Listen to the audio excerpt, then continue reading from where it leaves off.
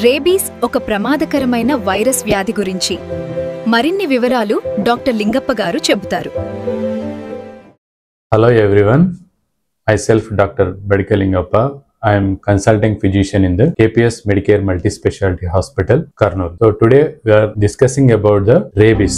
So rabies అనేది overall గా మనం వరల్డ్ వైడ్ కంపేర్ చేస్తే ఎక్కువ మంది రేబీస్ తో చనిపోయే వాళ్ళు ఇండియాలోనే ఎక్కువ మంది ఉన్నారు. So especially rural population. So rural people rabies తో ఎక్కువ ఎఫెక్ట్ అవుతున్నారు. సో రేబీస్ ఎట్లా మెయిన్ గా రేబీస్ అనేది ర్యాబిడో వైరస్ ద్వారా సోకుతుంది. ఇది ముఖ్యంగా ర్యాబిడ్ యానిమల్ కరవడం ద్వారా మనకు సంక్రమిస్తుంది మానవులకి. సో ఎట్లా what are the rabid animals? So కుక్కలు, పిల్లులు, కోతులు, తర్వాత వైల్డ్ యానిమల్స్, వీటి ద్వారా మనకు ఈ యానిమల్స్ హ్యూమన్స్ ని కచ్చినప్పుడు మనకు రేబీస్ అనేది వ్యాప్తి చెందుతుంది.